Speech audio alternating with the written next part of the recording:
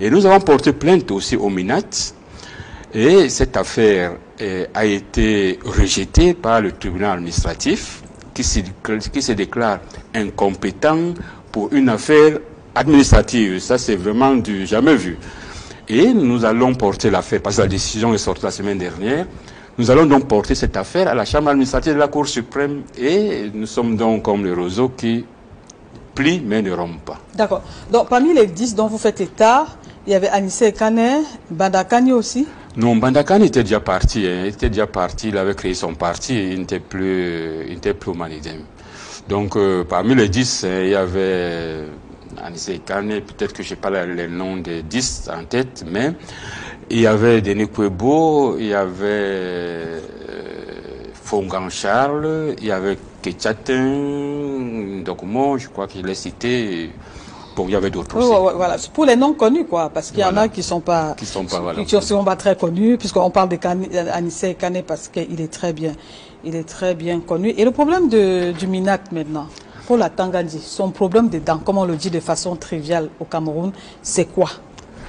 Alors, le problème du MINAT, c'est son problème là-bas, parce que je ne sais pas pourquoi il s'ingère dans la gestion des partis politiques. C'est une association qui a tenu son congrès normalement, qui a élu une direction, et que M. Atangandji vienne désigner un responsable à la tête de Manidem. Nous avons porté plainte, donc l'affaire est en justice. La plainte, c'est contre qui? Contre le MINAT, justement. Contre Paul Atangandji ou bien le MINAT? Non, contre le MINAT. C'est le MINAT qui a signé. Paul Atangandji, on n'a pas un problème personnel avec Paul Atangandji, mais on a un problème avec le MINAT qui a désigné un responsable à la tête d'un parti pour une association, ce qui n'est pas normal. D'accord. Nous, on sait de quoi vous êtes capable. Bon, je ne sais pas.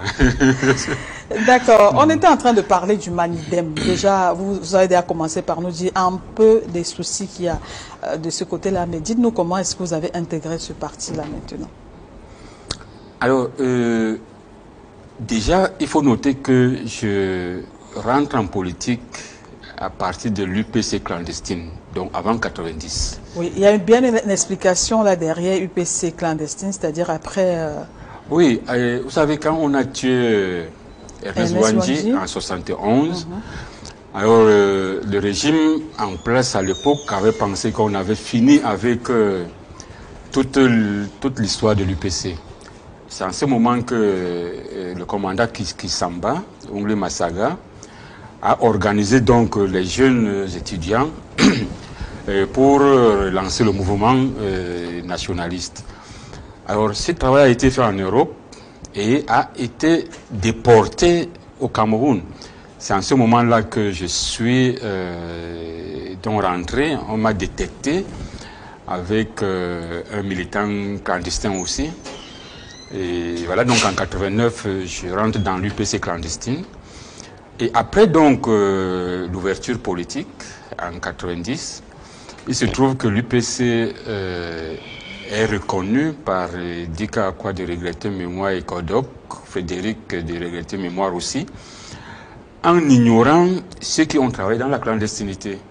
Il se trouve donc qu'il y a un débat au sein de l'UPC clandestine de pouvoir évoluer politiquement et comment.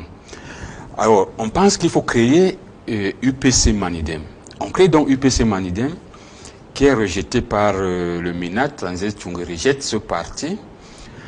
Et la plainte est déposée à la Chambre administrative de la Cour suprême qui donne raison à la direction de l'UPC Manidem. Mais Tanzé Tchungue dit qu'il n'y a que son cadavre qui pourra donner cette validation. Donc l'UPC Manidem ne pouvait pas fonctionner.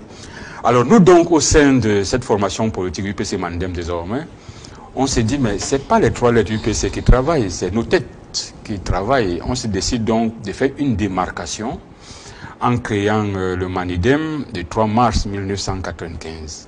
Voilà donc la création du Manidem. On crée donc le Manidem et puis on se met à travailler. Pendant que Kanda Anissé est président, et je suis le secrétaire à l'organisation, avec Melchior Damier et Madame Abanda, Marie Edwige, on décide donc d'implanter le parti. Et voilà donc comment c'est parti. Et au début, tout allait bien? Ah oui, bien sûr qu'au début, tout allait bien, et tout allait même très bien. Et tout se gâte à la fin. Et quand je suis désigné président du parti, et quand on voudrait m'utiliser, alors que moi on ne me manipule pas, on voudrait m'utiliser, j'ai dit non, on ne me manipule pas. Si je suis président, mais je ne suis pas président porte-parole de quelqu'un d'autre. Voilà là où ça se gâte. Vous utilisez à quelle fin? C'est-à-dire, par exemple, je suis invité à un média, il faut qu'on me dise ce que je dois dire. Ça ne se passe pas comme ça. Il faut dire ce qui est normal, ce qui est logique. Ils ne vous font pas confiance? Non, mais c'est pas que faire confiance, mais c'est qu'en réalité, il y a des messages, c'est après que j'ai compris, qu'il y a des messages orientés qu'on voudrait me faire porter. Mais ça, c'est pas comme ça. Mais est-ce que vous ne pensez pas que ça existe dans beaucoup de partis politiques? Oui, le parti a quand même une déontologie, ça a quand même une direction, et on estime que peut-être vous n'êtes pas encore habilité, ou bien vous n'avez pas les mêmes visions, donc c'est naturel qu'on vous demande de faire ci. Non, si on n'est pas prêt, mais on ne vous prend pas la tête du parti. Si on vous prend la tête du parti, ça veut dire que vous êtes prêt. Et on ne peut pas se mettre ensemble, tenir une réunion, arrêter des résolutions, et quelqu'un vous dise après que non, c'est qu'on a dit là, ne faisons pas ça en off. Non, mais ça ne marche pas comme ça. C'est pour cette raison qu'il y a eu cette scission, parce que certaines personnes pensaient utiliser d'autres pour d'autres fins. C'est ça la vérité. D'accord. Et pour vous, vous êtes quelqu'un qui est comme ça, droit, ça ne marche pas? Oui, je vais vous dire. Allez-y, dites-nous. Alors, quand on m'intronise Mbombok en 96, le 9 avril 96, c'est ce jour-là qu'on devait me présenter à la face du peuple. Je reçois la visite d'un inconnu à 6h30. Alors, on vient m'appeler qu'il y a quelqu'un qui vous cherche. Et quand je sors, je trouve un monsieur en veste, bien habillé. Je le reçois et il se présente. Il me dit qu'il est commissaire de police et qu'il est venu me voir pour me donner un conseil. Je lui dis, quel est ce conseil? Il me dit, le conseil, c'est que vous êtes désormais Mbombok et vous êtes président d'un parti politique et ces deux choses ne vont pas ensemble. Je dis, pourquoi? Il me dit, la politique, c'est le mensonge, c'est la tuerie, c'est la tromperie, c'est la duperie, c'est-à-dire... Par contre, le Mbok, c'est quelque chose de droit et tout. Alors, vous ne pouvez pas être Mbombok et président d'un parti politique. Et il me conseille donc de laisser. Alors, moi, je lui dis, et je ne suis pas convaincu de votre définition. Je sais que la politique, c'est l'art de gérer la cité pour le bien-être de la population. Et le Mbombok, c'est le guide spirituel pour le mieux-être de son peuple. Je ne vois donc pas la différence entre les deux. Le jour où ce ne sera pas ça, je ne ferai plus de politique. Or, moi, ma politique, c'est le bien-être et le mieux-être du peuple. C'est tout. Or, les deux vont ensemble. Alors, quand on a discuté pendant 1h30, alors il me dit, je vais faire mon rapport. J'espère que ce rapport était arrivé. Et il finit en disant ceci. Vous ne connaissez pas le président Biya.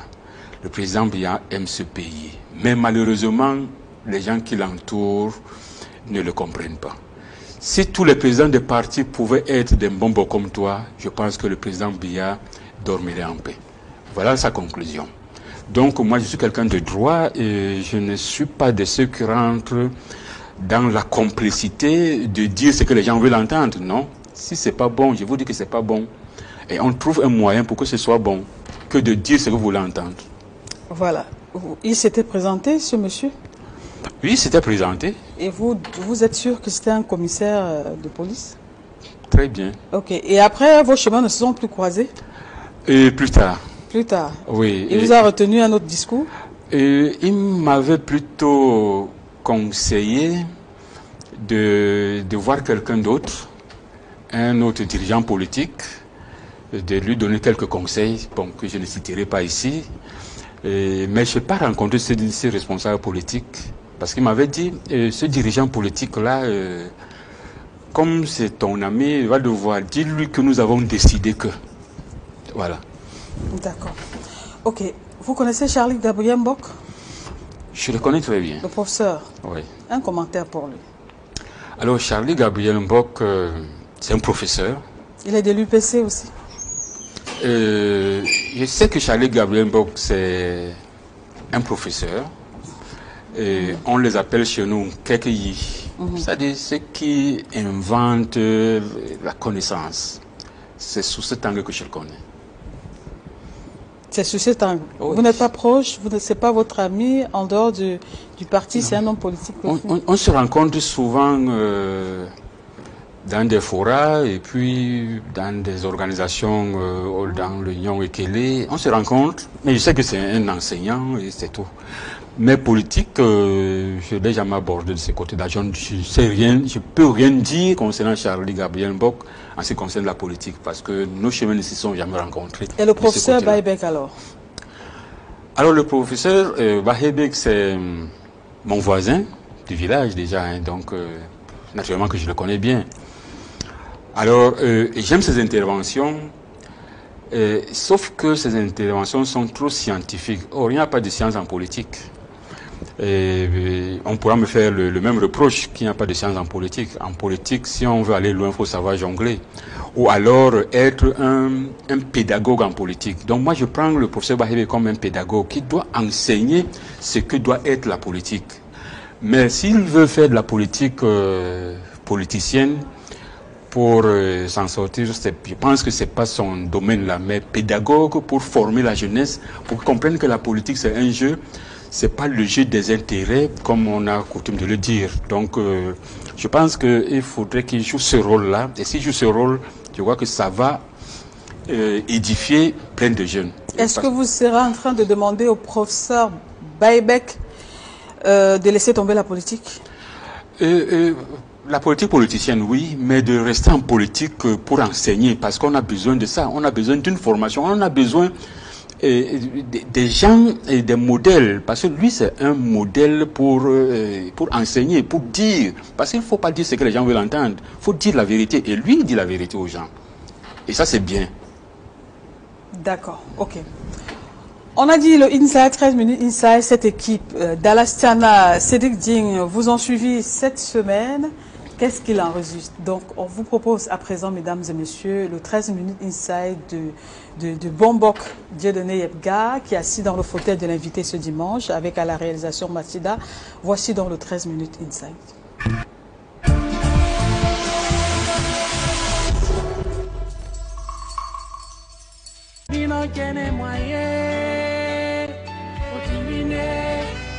La commune de Douala-5e, considérée comme le nouvel Eldorado de la cité capitale économique, près de 800 000 habitants qui se brassent. La commune de Douala-5e a connu ces dernières années un essor fulgurant.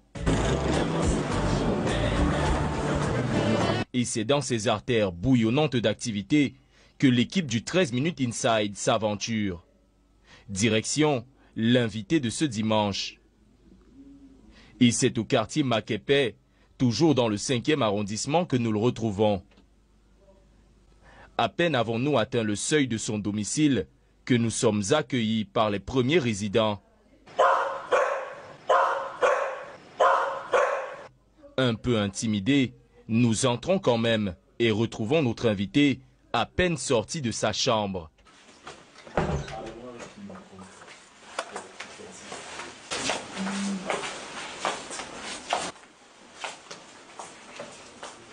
L'une de ses activités phares dès le lever du jour, c'est ratisser large pour avoir la quintessence de l'information.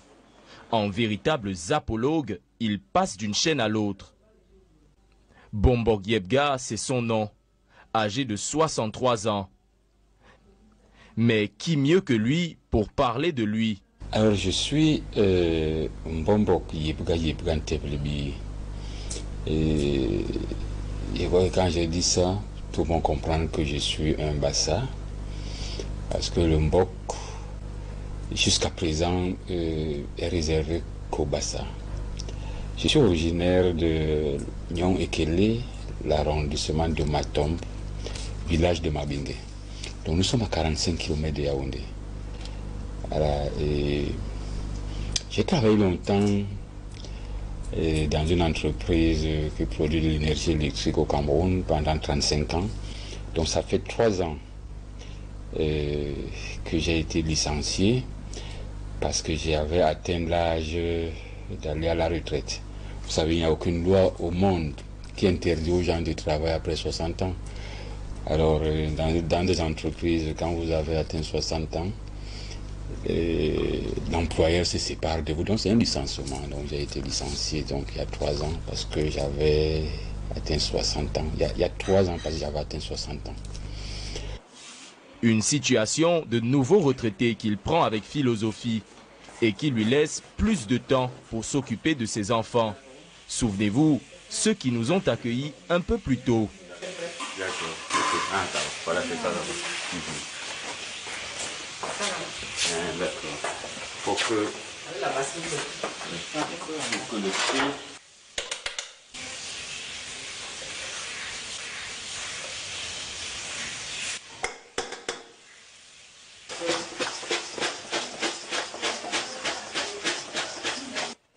Et le moins que l'on puisse dire, c'est que ces deux-là avaient vraiment une faim de loup, ou bien dans leur cas, une faim de chien.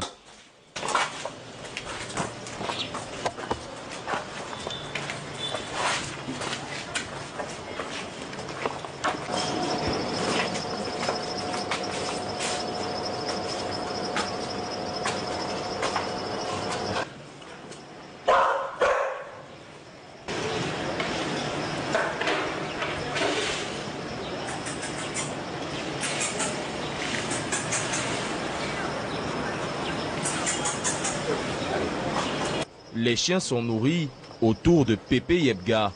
Il n'hésite pas à venir à la source réclamer son dû avec un certain charme.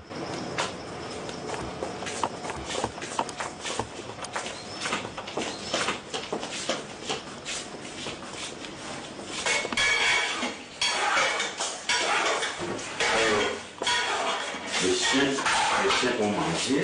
Maintenant, c'est le gombo. Pépé. C'est ça? Oui, c'est le gombo. C'est prêt dans combien de temps? 10 minutes. 10 minutes. 10 minutes. Ça va aller. Ok, c'est bon. Il faut dire qu'après 30 années de mariage, Odette connaît parfaitement son époux. Un plat pour les étrangers, c'est-à-dire le mets de pistache. C'est très onéreux chez nous. Je coupe en tranches. Généralement, il mange à midi 10, midi 20. Donc quand les minutes passent, il essaye de guetter pour savoir à quel niveau je me trouve. Il aime la nourriture traditionnelle. Aujourd'hui, j'ai fait le gombo sec avec le paka, comme on appelle l'ambassade, et les écrevisses. Il n'aime pas bavarder depuis sa jeunesse. Il est dans son coin. Quand il y a un problème, il intervient sans trop faire de bruit. Et justement, sans trop faire de bruit, nous le rejoignons dans son coin. Il faut dire que compte tenu de ses nombreuses casquettes, Mbombo Yebga a beaucoup à faire. Intronisé au sein du cercle très fermé du Mbog, ce garant de la tradition fait l'unanimité auprès de ses pairs. Il est venu me voir avant qu'il soit Mbombok. Et j'ai fait en sorte qu'il soit Mbombok, qu'il porte le sac de Mbok. Je connais que pour lui, c'est un monsieur bien sérieux. Mbombo Yebga, d'abord, nous sommes issus du même village. C'est un aîné, c'est un parent dont il m'a vu naître. Et puis, pendant un bon bout de temps qu'il a fait, il a été hors du village parce qu'il était au service. Mais de temps en temps, il revenait. Mais pratiquement, on est beaucoup plus en relation depuis 2010. Quand il revient presque toutes les semaines. Je suis encore beaucoup plus proche de lui parce que derrière lui, j'apprends beaucoup. Parce que depuis qu'il est devenu patriarche, il a été initié, il a fait ses classes dans l'école initiatique du patriarcat. Aujourd'hui, il est le patriarche de notre clan, les Ndongon. J'apprends beaucoup derrière lui. C'est un monsieur qui aime la transparence dans tout ce qu'il fait. Mbombo Yebga, c'est quelqu'un de très franc. Nous collaborons Nous faisons tous ensemble. Nous sommes de la même génération. On ne se cache pas des vérités. Même les animaux, il y a toujours le mal qui doit conduire les autres. C'est pourquoi nous avons classé Mbombok comme notre guide dans le Mbok Matou. Une position de mâle alpha dans le Mbambombok qui nécessite que ce dernier et son épouse soient tout le temps à cheval entre la ville et le village. Une position de mâle alpha dans le Mbambombok qui nécessite que ce dernier et son épouse soient tout le temps à cheval entre la ville et le village. C'est donc dans son coin, les yeux rivés sur son ordinateur, que nous le retrouvons. Un calme serein se dégage de lui. Pourtant, il n'a pas toujours été ainsi. Fidèle, sa sœur aînée, s'en rappelle, elle qui est au pays depuis un peu moins d'une semaine. Quand on l'a couché, c'est moi qu'on a mis à la porte pour dire que, parce que c'était la fin de la guerre de l'indépendance. Donc on regroupait tous les bassins et on m'a mis à la porte que si un homme vient là, tu nous dis. Et il est né sous mes yeux. On m'a dit, comme vous m'aviez fait asseoir là, c'est moi qui étais la première à le porter. Il était un très gros bébé, très turbulent. Voilà, c'est moi qui étais l'une là, comme on appelle la nounou. Et quand il sautait sur moi, il me renversait. Hein. C'est si bien que j'étais son aîné. Elle nous confie un autre petit secret. Mbombok Yebga ne serait pas vraiment Mbombok Yebga en réalité. Vous savez, il est né, c'est l'incarnation de nos ancêtres, de notre papa, parce que c'était avisé qu'il y aura l'incarnation de quelqu'un, donc c'est lui. Le secret que je peux vous dire, il est l'incarnation de nos ancêtres. Tout ce qu'il fait aujourd'hui, il ne le fait pas de lui-même. Un homme guidé par les esprits des aïeuls. Il est peut-être retraité, mais Mbombok Yebga ne s'ennuie pas et vit sa vie à 100 à l'heure. En dehors de Douala, donc, c'est des choses traditionnelles. On est dans nos forêts, avec nos écorces, et tout ça. Donc on ne s'ennuie pas? Non, tout au contraire. J'aurais souhaité qu'une journée ait 26 heures. Malheureusement, un jour n'a que 24 heures. Il est midi et chez les Yebga, c'est l'heure du repas. Mais pour notre invité, que serait un bon repas cuisiné par sa dulcinée sans une bonne bouteille de vin? Et le moins qu'on puisse dire, c'est que ce n'est pas ce qui manque chez lui. Et là, c'est un château Gisco, avec la cave, elle est... Bon, qu'est-ce qu'on va prendre? Père de 4 enfants, Dieudonné Yebga vit aujourd'hui seul avec son épouse, tous ses enfants ayant quitté le domicile familial. Mais il arrive parfois qu'ils reçoivent la visite de l'un paternel ou don du Mbok. Quoi qu'il en soit, il a vu juste. C'est Boris, deuxième né de la fratrie et premier garçon, qui fait une visite éclair à ses parents entre deux réunions. Alors, Boris, c'est moi. J'étais de passage là. Comme ça fait longtemps, je suis venu. Allez, vas-y. Une bonne surprise pour Fidèle. Mais tu sais qu'il y a le Covid. Oui, laisse tomber, je me suis vacciné. Voilà, ça me l'a maintenant. Et tu crois à ce Non.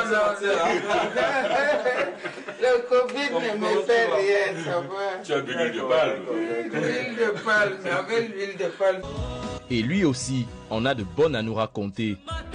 Je ris parce que, bon, vous savez, à l'époque, il y avait ce qu'on appelle certains téléphones fixes, vous vous rappelez à l'époque, des années 90. Et puis, le téléphone fixe était utilisé pour recevoir des coups de fil. Et puis, il n'y avait pas de téléphone portable comme c'est le cas aujourd'hui. Donc, mes frères et moi, à l'époque, on avait réussi à trouver le code.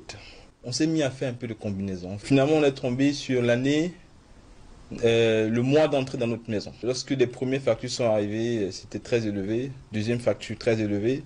Il s'est mis à essayer de comprendre, mais tiens, d'où vient ces 70 000, 80 000 francs de facture chez Camtel. Ouais, ce jour-là, je me rappelle, c'est l'une des rares fois où il m'avait fouetté, effectivement.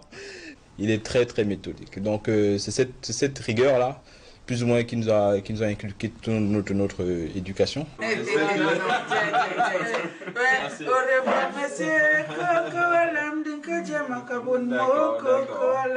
Merci, maman.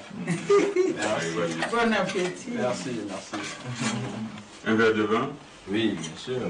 Ça ne manque jamais ici. Siège de l'association citoyenne des consommateurs d'énergie, d'eau, de gaz et de télécommunications ASEC. C'est une association que nous avons créée il y a 2 ans et demi environ pour essayer de faire la différence entre les associations de consommateurs existantes, c'est-à-dire la différence vient d'où? La différence vient du fait que nous avons introduit la digitalisation. Parce qu'à l'époque, on disait celui qui ne fait pas d'informatique est un analphabète. Donc aujourd'hui, nous disons celui qui n'est pas dans la digitalisation et risque d'être un analphabète. Donc nous avons... date la députée Marlise Doualabel qui remettra en question sa rigueur. Alors je fais la connaissance de Mbombok, qui n'était pas Mbombok à l'époque, de Dieudonné Yebga à la Sonnelle. Nous étions des collègues. Et lui, il m'avait vraiment marqué parce que c'était un technicien supérieur dans son domaine, l'informatique. Et je sentais qu'il avait non seulement le potentiel, mais également l'envie et les capacités de leadership qui pouvaient en faire un manager. Il faisait partie de ces syndicalistes et de ces représentants du personnel qui savaient qu'on ne scie pas la branche sur laquelle on est assis. Une façon typiquement bantoue de décrire Dieudonné Yebga. Nous prenons la route, destination... Nous allons chez mon deuxième garçon, qui est à la maison chez lui, mais il doit être en conférence, en téléconférence. En chemin, il nous confie un petit secret. Comment on peut choisir le sexe de l'enfant? J'ai retenu ça, j'ai suivi ça minutieusement. Après l'émission, je suis parti recopier ça. Je me suis dit, je vais me marier un jour et je vais faire le test. Un test visiblement réussi. Quelques minutes de trajet et nous arrivons chez VV, Valérie Victor. Et le surprenons en plein boulot. Mais il trouve quand même du temps pour papa.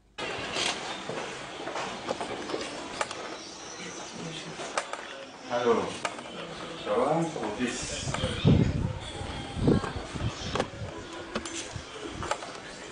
Ça va? Ça va?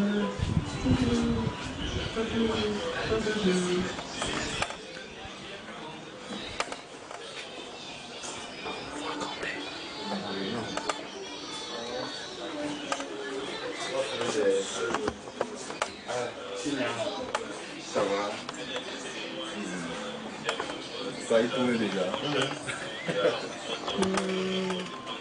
C'est bien. Ça va?